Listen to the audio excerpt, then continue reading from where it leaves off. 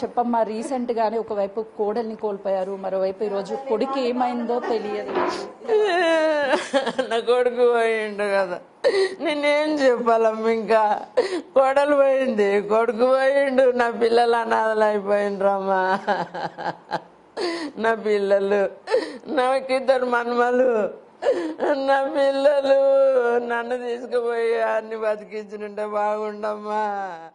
నా కొడుకు బంగారం అమ్మాడు, దేవుడేనమ్మా, వాడు దేవుడు, నా కొడుకు దేవుడమ్మా. చివరిగా ఎప్పుడు మాట్లాడారమ్మా? నేను రాత్రి మాట్లాడినమ్మా, రాత్రి మాట్లాడితే అమ్మ ఇంకా తానాలు అయిపోయినాయి, బయలుదేరినామమ్మ అంటే జాగ్రత్త బిడ్డ, మెల్లగా రండి, ఏం తొందర లేదని చెప్పినమ్మా. పొద్దుగాల 7:30కు ఫోన్ చేసిన, 7 గంటలకు చేస్తే ఎత్తలేదు ఫోను.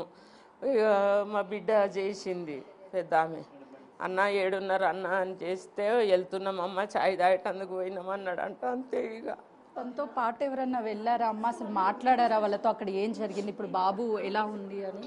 ఇప్పుడు వీళ్ళ ఆడబిడ్డ కొడుకు పోయిండు, అక్కడనే అది కుంభమేళకే పోతుంటే అదే ప్లేసులు ఉంటే ఆయనకు ఫోన్ చేసినాం, చేస్తే జరవో మామ గిట్ల ఉన్నాడట అంటే, ఇంకా వీళ్ళ నాన్న ఆయన మాట్లాడిండు వీళ్ళ నాన్న, ఇంకా వాళ్ళు ఏడుండ్రో తెలియదు అన్నాడు ఆయన. బాలకృష్ణ అని కొమట ఆయన మేమిద్దరం ఈ హాస్పిటల్నే ఉన్నాము, మేము బాగానే ఉన్నాను, కాలు ఫ్రాక్చర్ అయ్యింది అన్నాడు ఆయన. నవీను మాట్లాడండి మా అల్లుడు, నా కొడుకు మాట్లాడలే. ఇక నా కొడుకు కేవలము మీ బాబుకి గాయాలు మాత్రమే అయ్యాయి, హాస్పిటల్లో అడ్మిట్ చేశారు, ఏం కాలేదు అని చెప్తున్నారు. మీకు ఎవరైనా చెప్పారా అలా? చెప్పలేదు అట్లా చెప్పలేదు. నా కొడుకు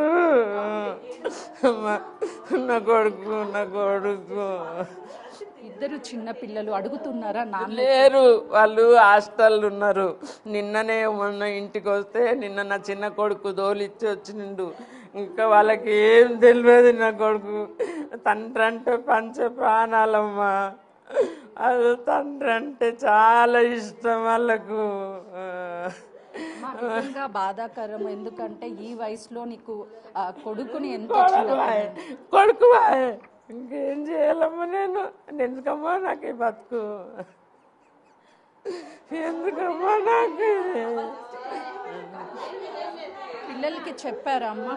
చెప్పలేదు, జస్ట్ గాయాలయ్యాయని మాత్రమే ఇన్ఫర్మేషన్ వస్తుంది. ఒకే కుటుంబంలోకి సంబంధించి ఇద్దరు వెళ్ళారు, కానీ అక్కడ ఏం జరిగింది ఏంటి అని తెలియక తల్లడిల్లిపోతున్నటువంటి పరిస్థితి ఉంది. కేవలం గాయాలు మాత్రమే అయ్యాయి, అవుట్ ఆఫ్ ఇంజురీస్ ఎక్కువగా అయినప్పటికీ వాళ్ళని హాస్పిటల్లో అడ్మిట్ చేశారని మాత్రమే వస్తున్నటువంటి ఇన్ఫర్మేషన్. కానీ వేరే రాష్ట్రం కావడంతో అక్కడ ఎవరు కాంటాక్ట్లో టచ్లోకి లేకపోవడం వల్ల వాళ్ళకి ఏమీ అర్థం కాక అక్కడ పరిస్థితి అసలు ఏంటి, ప్రస్తుతం వాళ్ళు ఎక్కడున్నారు ఏంటి అనేది కనీస ఇన్ఫర్మేషన్ కూడా తెలియక ఒకవైపు చూస్తున్నాము.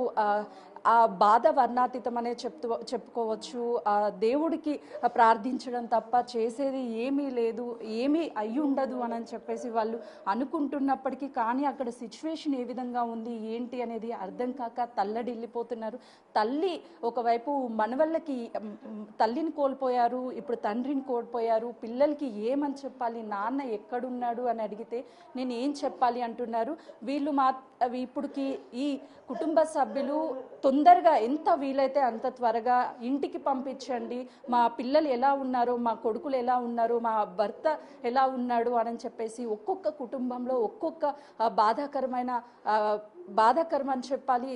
ఎంతో 2 రోజుల పాటు ఫ్రెండ్స్తో కలిసి కుంభమేళాకి వెళ్ళి దర్శనం చేసుకొని తిరిగి వస్తున్నటువంటి సమయంలో ఈ పరిస్థితి రావడంతో వీళ్ళంతా కూడా ఏం చేయాలో తెలియనటువంటి పరిస్థితి ఉంది. ఒకవైపు తల్లి తల్లడిల్లిపోతుంది, మరోవైపు అక్క, వీళ్ళంతా ఒక కుటుంబ సభ్యులు వాళ్ళు కావడంతో అక్కడ నుంచి ఎలాంటి ఇన్ఫర్మేషన్ వస్తుంది, ఎప్పుడు ఏం తెలుస్తుందో అర్థం కాక అయోమయంలో వాళ్ళు తల్లడిల్లుతున్నారు. మరొక వైపు వాళ్ళకి అసలు ఎవరైనా సమాచారం ఇచ్చారా ఏంటి అని అడుగుదాం. మీకు ఎవరైనా సమాచారం ఇచ్చారంటే అసలు కాంటాక్ట్ అయ్యారా? ఎలా తెలిసింది ఈ విషయం? ఫస్ట్ ఎవరో ఫోన్ చేసి మా చిన్నమామ నంబర్ పంపమనంటే ఏదో హాస్పిటల్ వచ్చింది. దాని తర్వాత అంటే ఇంటి దగ్గరికి ఎవరో వచ్చి ఇలా అని చెప్పారు. అప్పటికి ఇంకా ఎగ్జాక్ట్గా తెలియదు ఏమైందో. అంటే మీరు మాట్లాడే ప్రయత్నం చేశారా, కాల్ చేశారా? మా నాన్నతో అయితే మాట్లాడాను. లెఫ్ట్ లెగ్ ఒక్కటే ఫ్రాక్చర్ అయ్యింది అని అన్నారు. ఇంకా మా అమ్మ వాళ్ళదేం అడిగితే తెలీదు అని అన్నారు. వేరే హాస్పిటల్లో ఉన్నారని. అంటే మా అమ్మాయికి మీరు కాంటాక్ట్ అయ్యారా? కాల్ ఏమన్నా? మా అమ్మ వాళ్ళకి కాల్ చేస్తే స్విచ్ ఆఫ్ అనే వస్తుంది ఫోన్. ఎవరు లిఫ్ట్ చేయట్లేదు. జరిగినటువంటి సంఘటన చాలా బాధాకరము. ఈ నాచారంకి సంబంధించినటువంటి పరిధిలోనే 9 కుటుంబాల్లో కి సంబంధించినటువంటి వ్యక్తులు వెళ్ళారు. అందులో 7 చనిపోయారని చెప్తున్నారు. అసలు కనీసం వాళ్ళు ఇంటికి తిరిగి క్షేమంగా రావాలి అని చెప్పేసి కోరుకుంటున్నాము. కానీ ఏం జరిగింది అక్కడ ఏంటి అనేది అర్థం కాలేదు. వెళ్ళేటప్పుడు ఎంతో సంతోషంగా వెళ్ళారు. కానీ ఇలా అవుతుంది, ఇలా ఇన్సిడెంట్ జరుగుతుంది, లేకపోతే వాళ్ళకి ఇంజూరీస్ అవ్వడం కానీ లేకపోతే వాళ్ళ ప్రాణాలు కోల్పోతారని అస్సలు ఊహించలేదు. చాలా బాధాకరమని వాళ్ళ ఆవేదనని వ్యక్తం అందరూ కూడా చేస్తున్నారు. ఒకే కుటుంబ సభ్యుల, అంటే ఒక కుటుంబ సభ్యులైనా అందరూ, లేకపోతే ఫ్రెండ్స్ కూడా ఉన్నారా అందులో? మొత్తం 9 మంది, మొత్తం 14 మంది ఆ మినీ ట్రక్ లో ఉన్నారు అన్న ఇన్ఫర్మేషన్ ఉంది. నాచారం ప్రాంతంలో నుంచి కార్తికేయ నగర్ నుంచి 7 మొత్తం వెళ్ళారు. అంతా కూడా ఫ్రెండ్స్ అని చెప్తున్నారు. వీళ్ళంతా కలిసి వెళ్ళారు. కానీ ఇందులో ఉన్నటువంటి 7గురిలో చనిపోయినటువంటి వాళ్ళే ఎక్కువగా ఉన్నారు. 2కి మాత్రమే మేజర్ ఇంజూరీస్ అయ్యాయని తెలుస్తున్నాయి. రెగ్యులర్గా ఉదయం లేస్తే అందరూ ఫ్రెండ్స్ కాబట్టి ఒక ఏజ్ వాళ్ళతో పాటు వాళ్ళకంటే చిన్న ఏజ్ వాళ్ళు కూడా ఫ్రెండ్స్గా ఉండి ఒక కుటుంబం లాగా ఉంటాము. అలాంటిది ఈరోజు వెళ్ళినటువంటి వాళ్ళలో 7 వరకు చనిపోవడం నిజంగా బాధాకరం అని చెప్తున్నారు. పక్కన ఉన్నటువంటి ఫ్యామిలీ మెంబర్స్ కూడా ఎంతో కలిసి ఉండే వాళ్ళము. ఒకే కుటుంబంలో అటు తండ్రితో పాటు మరోవైపు మేనమామ. కొద్దిసేపటి క్రితం మనతో మాట్లాడినటువంటి అమ్మాయి నాన్న కాల్ చేసి నాకు కాలుకి ఇన్జూర్ అయింది, మామయ్య ఎక్కడున్నాడో తెలియదు అని చెప్పేసి వాళ్ళ నాన్న చెప్పాడు. కాల్ చేస్తే ఫోన్ స్విచ్ ఆఫ్ వస్తుంది అని తన చెప్తున్నారు. మరోవైపు పక్కనే ఒకే కాలనీకి సంబంధించినటువంటి వీళ్ళు అందరం కలిసి వెళ్దాము, ప్రయాగకి వెళ్దాము, అక్కడ జాలీగా గడపడంతో పాటు ఈ దైవ దర్శనం కూడా చేసుకున్నట్లుంటుంది అని అందరూ కలిసి వెళ్ళారు. కానీ తిరిగి వచ్చేటటువంటి సమయంలో వాళ్ళ స్నేహం అక్కడ కూడా విడిపోలేదనే చెప్పాలి.